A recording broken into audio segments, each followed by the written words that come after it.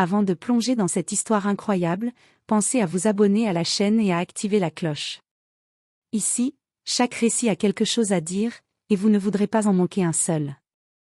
Dans un petit aéroport bondé de New York, Emily Parker, une employée du service clientèle, était connue pour son efficacité et pour son tempérament impatient. Ce matin-là, un vieil homme entra dans le terminal, visiblement confus et fatigué. Il peinait à présenter son billet et ses documents d'identité, et Emily, déjà submergée par la foule et les retards, perdit patience. « Monsieur, je ne peux pas vous laisser passer si vous ne vous dépêchez pas, lança-t-elle sèchement. Le vieil homme leva timidement les yeux. Il était habillé modestement, avec un manteau usé et un vieux chapeau, et ses mains tremblaient légèrement. Il tenta d'expliquer quelque chose sur son billet, mais Emily, exaspérée, fit un geste pour qu'il s'éloigne. À peine 9 minutes plus tard, alors que l'avion était prêt à décoller, le pilote fit une annonce inhabituelle. « Mesdames et messieurs, nous devons attendre quelques instants pour honorer un passager très spécial. » Dans la cabine, l'équipage et les passagers échangèrent des regards surpris. Le vieil homme, qu'Emily avait expulsé avec brusquerie, était en réalité une légende vivante, un pilote de guerre décoré, un héros national dont le courage avait sauvé des centaines de vies des décennies plus tôt. Alors que le personnel de bord se levait pour lui rendre hommage, Emily sentit son cœur se serrer. Les mots qu'elle avait prononcés quelques minutes plus tôt lui brûlaient la langue. Elle venait d'humilier un héros, et elle venait d'apprendre qu'on ne juge jamais quelqu'un à première vue. Emily Parker avait toujours cru qu'elle gérait tout sous contrôle. À 28 ans, cette jeune femme était réputée pour sa rapidité et son efficacité dans le service clientèle de l'aéroport de New York. Pourtant, ce matin-là, quelque chose échappait à son contrôle. Le terminal était bondé. Les familles s'agitaient, les valises roulaient sur le carrelage, et des annonces retentissaient toutes les 2 minutes. Emily faisait de son mieux pour garder son calme, jusqu'à ce qu'un vieil homme apparaisse dans la file. Il avançait lentement, avec difficulté. Son manteau semblait dater d'une autre époque, et ses mains tremblaient légèrement alors qu'il tenait un billet jauni par le temps. Il s'arrêta devant Emily et la regarda avec un sourire timide. « Excusez-moi, mademoiselle, je crois que mon billet est pour le vol 402, mais je ne comprends pas l'heure exacte, » dit-il d'une voix douce mais hésitante. Emily soupira. La file derrière lui était impatiente. Elle avait déjà expliqué les mêmes instructions 10 fois à d'autres passagers. « Monsieur, je voulais demander de préparer vos documents plus tôt. »« Il faut suivre les règles, je n'ai pas le temps pour des explications, » répondit-elle sèchement, en lui tendant la main pour récupérer son billet. Le vieil homme tenta de se justifier. « Je suis un peu perdu. » Mais Emily, excédée, leva la voix. « Je ne peux pas vous laisser passer si vous ne vous dépêchez pas. Vous allez rater votre vol. » Elle fit un geste pour qu'il s'éloigne et laisse passer les autres passagers. Les gens autour observaient la scène, certains choqués par son ton, d'autres trop pressés pour s'en mêler. Le vieil homme s'inclina légèrement, le regard triste mais digne, et recula. Il avait accepté l'humiliation avec un calme presque surnaturel. Mais au fond, un poids lourd pesait sur Emily, même si elle ne le savait pas encore. À peine 9 minutes plus tard, alors que le vol 402 était prêt à décoller, une voix résonna dans le haut-parleur de l'avion.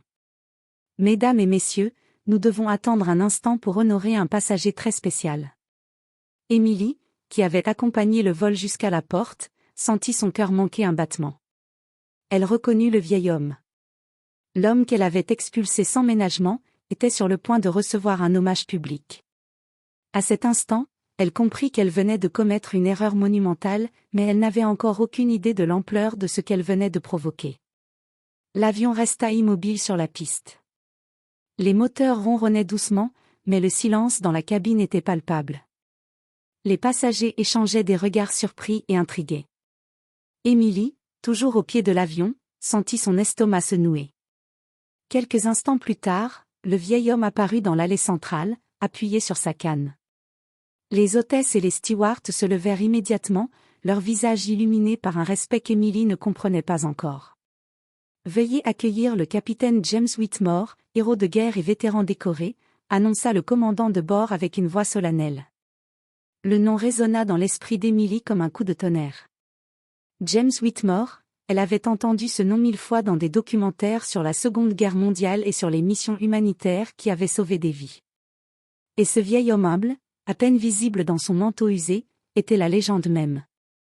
Les passagers se levèrent, certains applaudissant timidement, d'autres murmurant des exclamations d'admiration. Le capitaine Whitmore avança lentement, mais chaque pas semblait empli de dignité et de gravité. Emily sentit son visage rougir. La honte la submergeait. Elle avait expulsé cet homme avec brusquerie, sans savoir qui il était, et maintenant le monde entier le respectait, alors qu'elle était la seule à connaître sa propre erreur. Le commandant de bord s'approcha du vieil homme et posa doucement sa main sur son épaule. « Capitaine Whitmore, nous sommes honorés de vous avoir à bord aujourd'hui. Votre courage et votre service ne seront jamais oubliés. » Whitmore hocha la tête, un léger sourire sur le visage. Puis, ses yeux se posèrent sur Emily. Elle se sentit paralysée.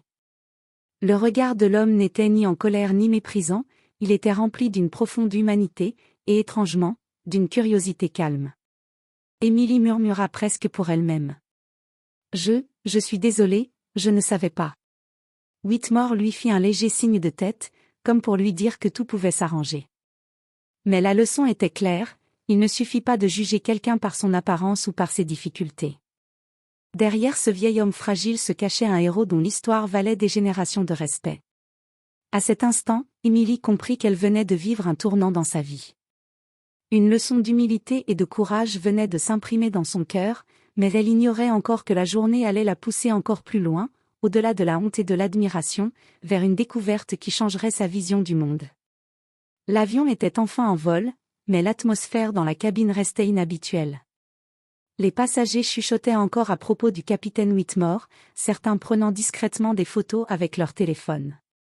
Emily s'était retirée à l'arrière, le cœur lourd et l'esprit en tumulte. Elle ne pouvait s'empêcher de repenser à ses mots hâtifs, à la brusquerie avec laquelle elle avait expulsé le vieil homme. La honte la rongeait, mais elle savait qu'elle devait agir. Elle devait réparer son erreur, d'une manière ou d'une autre. Pendant ce temps, James Whitmore s'était assis dans la rangée avant, silencieux, observant calmement la cabine. Son aura imposante ne venait pas de sa stature, mais de la gravité tranquille de sa présence. Chaque passager semblait sentir qu'ils avaient affaire à quelqu'un d'exceptionnel. Emily prit une profonde inspiration et s'approcha du capitaine. Ses mains tremblaient légèrement, mais sa voix était claire. « Capitaine Whitmore, je tiens à m'excuser pour ce matin. Je n'avais aucune idée de qui vous étiez, et je vous ai traité de manière inacceptable. » Whitmore tourna la tête vers elle, un demi-sourire se formant sur ses lèvres. « Vous avez agi selon votre perception du moment. Beaucoup auraient fait la même chose, mais reconnaître son erreur est déjà un grand pas. » Ces mots résonnèrent profondément en Emily. Elle sentit une chaleur étrange, presque réconfortante, l'envahir. Mais elle savait qu'un simple pardon verbal ne suffisait pas. Elle devait faire plus. Alors qu'elle réfléchissait à la meilleure façon de se racheter, une annonce retentit dans la cabine. « Passagers, nous allons effectuer un petit détour pour survoler le mémorial des anciens combattants. » Emily regarda par le hublot et vit les lignes parfaites de monuments, les drapeaux flottants au vent, et comprit l'importance de ce moment pour Whitmore. À cet instant, elle sut qu'elle devait non seulement s'excuser, mais aussi honorer la vie et les sacrifices de cet homme. Elle prit une décision audacieuse. Descendant de son siège pour se tenir devant lui, elle sortit un carnet et un stylo. « Capitaine, puis-je vous interviewer ? J'aimerais raconter votre histoire aux passagers et à d'autres personnes, afin que votre courage ne soit jamais oublié. » Whitmore la regarda avec surprise, puis un éclat de fierté brilla dans ses yeux. « Vous avez le courage de transformer une erreur en une leçon, très bien. Allons-y. » Ce geste marqua un tournant dans la vie d'Emily. Elle n'était plus seulement une employée impatiente et exaspérée, elle devenait le témoin et le messager d'une légende vivante. Et ce n'était que le début. L'avion survolait maintenant Manhattan, les gratte-ciels brillants sous le soleil du matin. Emily, assise en face de James Whitmore, avait ouvert son carnet et pris des notes, mais ce n'était plus un simple exercice journalistique, c'était une mission de cœur. Whitmore racontait calmement ses histoires de guerre, ses missions humanitaires, et comment il avait sauvé des centaines de vies au cours de sa carrière. Chaque mot capturait l'attention des passagers, même ceux qui étaient distraits par leurs écrans ou leurs conversations.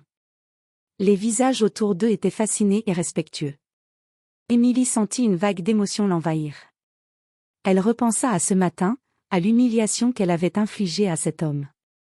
Maintenant, chaque mot qu'elle écrivait semblait effacer un peu de cette erreur, et transformer la honte en admiration et gratitude. À un moment, Whitmore posa ses mains sur le carnet et dit doucement. « Emily, vous avez choisi de faire le bien après avoir fait une erreur. C'est là que le vrai caractère se révèle. » Emily sourit, les larmes aux yeux, reconnaissante pour cette leçon de vie. Elle savait que jamais elle n'oublierait cet instant. Lorsque l'avion atterrit finalement, une surprise attendait Whitmore. Le personnel de l'aéroport, alerté par l'histoire de ce vol particulier, s'était rassemblé sur le tarmac pour l'accueillir. Les passagers applaudissaient, certains les rejoignant pour prendre des photos. Emily, debout derrière eux, sentait une immense fierté. Mais le moment le plus bouleversant arriva lorsque Whitmore s'arrêta devant elle, posa sa main sur son épaule, et dit « N'oubliez jamais ceci, traiter les autres avec respect, même quand on se trompe, peut changer des vies, et parfois, la vôtre aussi. » Emily sentit son cœur se serrer, et elle sut que ce jour resterait gravé dans sa mémoire pour toujours. Elle avait appris l'humilité, la valeur du respect et la force de la rédemption. Alors que Whitmore s'éloignait, entourée d'admiration et d'honneur, Emily regarda le ciel au-dessus de Manhattan et murmura. « Merci, pour la leçon, capitaine. » Et pour la première fois de sa vie, elle comprit que chaque erreur pouvait devenir un moment de transformation, si l'on avait le courage de faire ce qui est juste.